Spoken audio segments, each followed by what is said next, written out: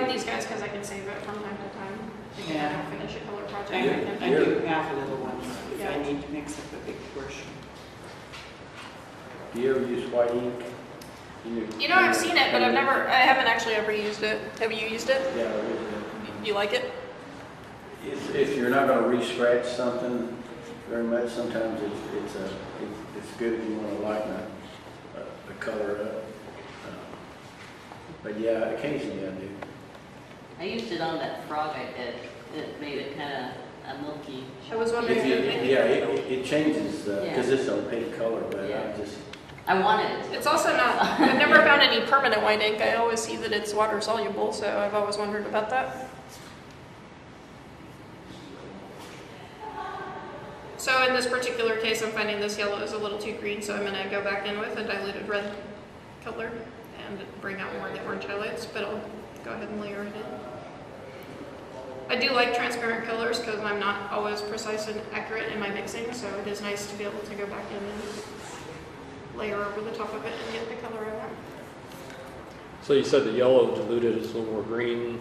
Yeah, it kind of, instead of, it's kind of has a greenish cast to it slightly to me.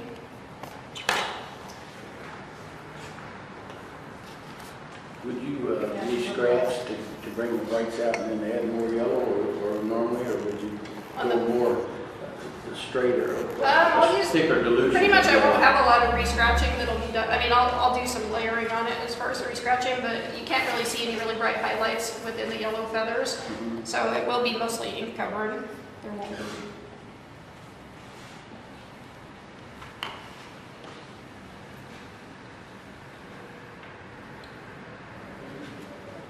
And I'm sure Harold will probably demonstrate some color later. I tend to work more dry than he does. When I'm doing a color transition or something's a little too red or a little too yellow, I tend to let the layer dry underneath and do my blending and my transition areas after it's dried, just by multiple layering of the inks. I don't tend to try and adjust wet colors.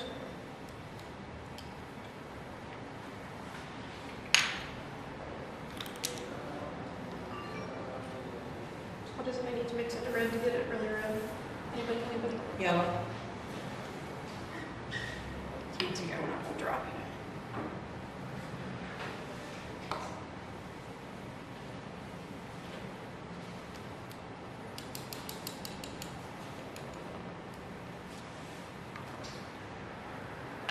Really watered down, so that's fine.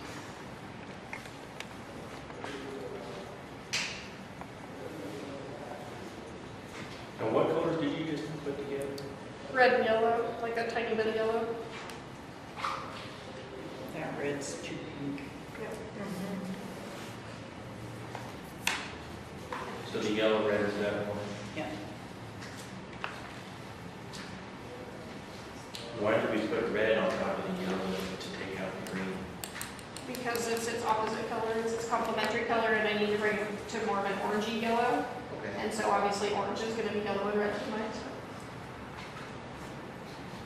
You know, I kind of think that the black ink that they use on the board, if you're doing black and white, and you kind of thin it down, it'll be more of it'll kind of have a brownish tinge to it. It'll go sepia on you sometimes when you get up. You do it in a lighter layer, darken up the rest. Yeah, but if you add color like the yellow and stuff, it'll be more of if it gets in there and muddies, it'll make a more greenish tinge than it does black and white.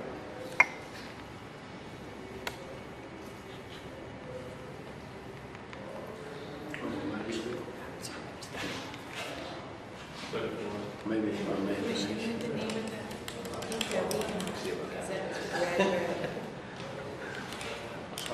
Tell me if this helps. Now I find one of the big deals is that when you look at a color with oranges and browns in your vial or with the ampersand inks, it is not necessarily the color it's going to be on your board. So in particular, the oranges and reds and browns, you have to really test on some sort of white surface to see what that color is going to be. Because if you look at this vial right here, that looks like a really red color.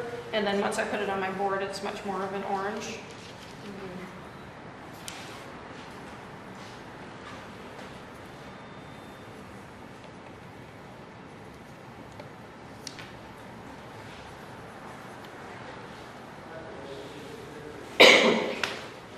And if you get sort of puddly stuff, I do find that it will dry as a water drop type shape, so you want to kind of smooth that out before it dries.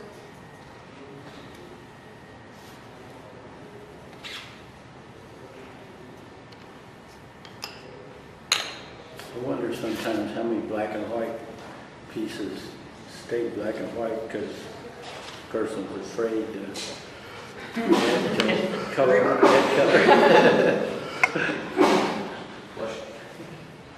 So my blue feather should now be pretty dry. Kathy, can you turn this way just a little? Thanks. Nope. Am I too far? My Rotate. head's in the way. Your head. No, The other way? yeah, that way would be great. Yeah, there you go. Too much matter about that part. Perfect.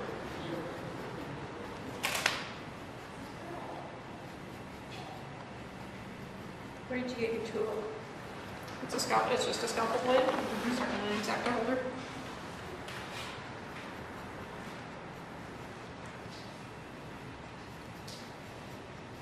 And as far as feathers themselves, feathers are very similar to fur. They have a direction that they lay, and pretty much you're going to just go from the center of that feather shaft out to the exterior edge, and following the direction of the feather. With some more line help, Cathy.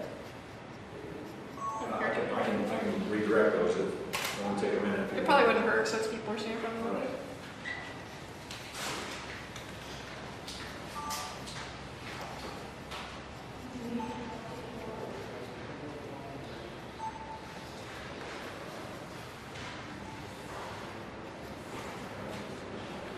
And by re-scratching, you'll just bring those white highlights or lighter edges back into the picture.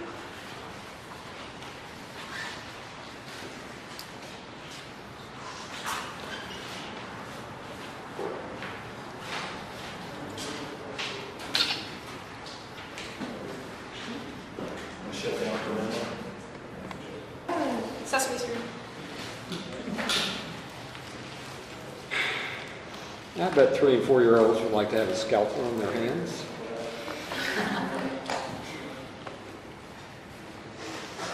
How do you find the scalpel when it's out like that, Kathy? Do you like the spring too? It doesn't bother me. I don't really. No, I never used to notice it until I got a different holder.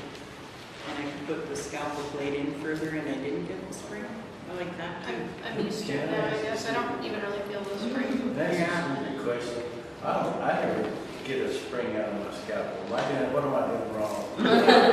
There's just a little bit of flexion to it. I mean, I don't really feel it either. I think people that use it with a lot of pressure probably feel it a little bit more. But if Yeah, you're using it pretty lightly. I think if you leave more of the blade out, it gets more kind of. This is all the blade out though. I mean, that's as much out. Yeah. You don't notice it.